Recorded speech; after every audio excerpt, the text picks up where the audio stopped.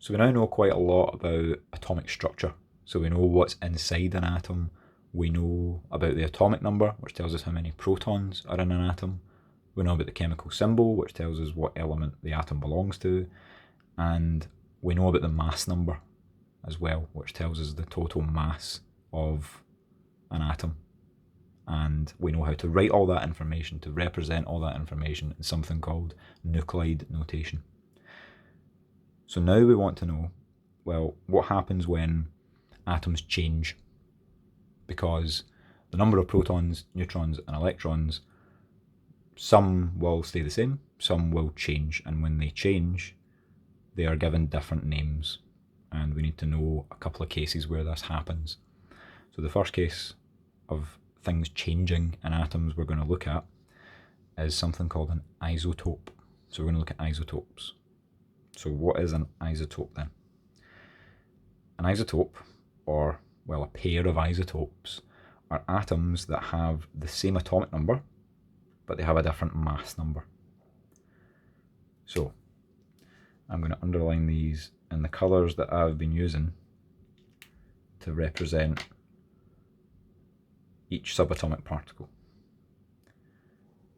And that will hopefully become clear why I'm doing that as we go through this. So, isotopes are atoms that have the same atomic number, but a different mass number. Atomic number underlined in red, mass number underlined in green. So far I've been using red to represent protons, and green to represent neutrons.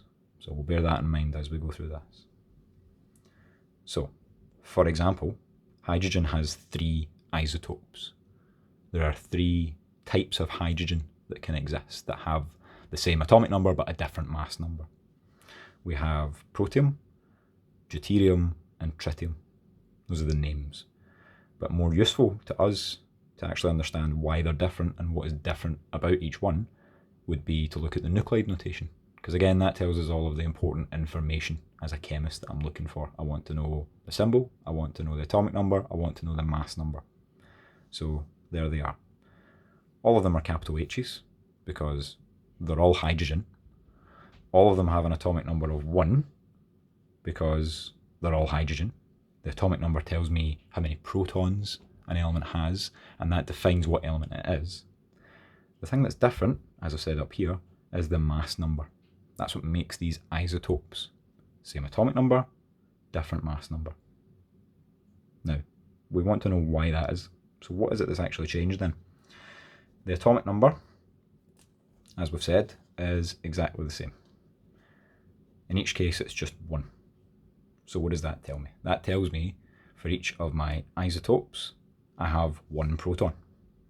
That's not changed. It's the same for each one. 1 proton, 1 proton, 1 proton. The mass number, however, has changed.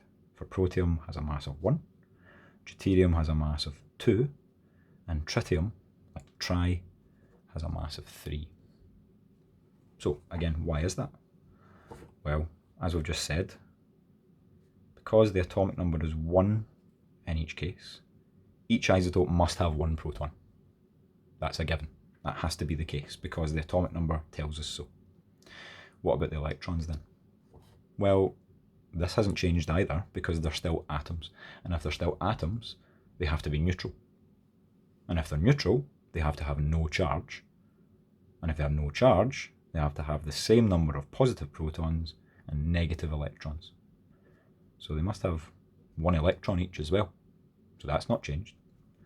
So the only thing left that could have changed is the number of neutrons.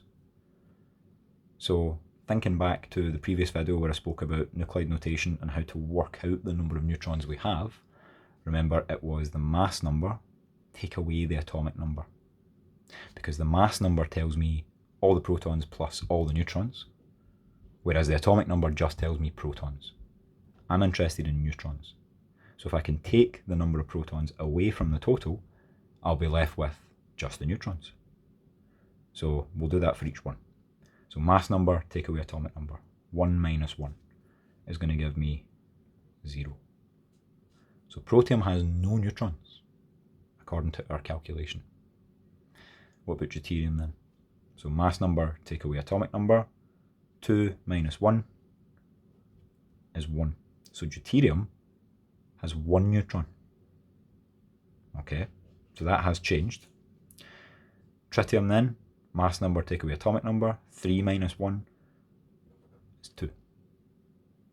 So the thing that makes these isotopes, the thing that has changed, is the number of neutrons. So if we were to reword our definition then, we could say, as well as isotopes being atoms that have the same atomic number but a different mass number, we could also say that isotopes are atoms that have the same number of protons but a different number of neutrons. And that's what changes the mass number. So when you're thinking about isotopes, just 3 important things to remember. They're still the same element, right? That hasn't changed. Yes, they're all isotopes of each other. They are different, but they're all types of hydrogen. It's just like a variation, okay? It's like a different costume, if you like. Point 2, they have a different number of neutrons. That's what makes them isotopes. That's what makes them have a different mass number, because the atomic number hasn't changed. The number of protons and electrons hasn't changed.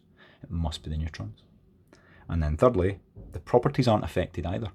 So hydrogen is still hydrogen. It's still a reactive, highly flammable, volatile gas in each case. It's just that deuterium is slightly heavier than protium and tritium is slightly heavier than deuterium. They are all still hydrogen. So isotopes then are atoms that have the same atomic number but a different mass number. And that's because they have the same number of protons but a different number of neutrons.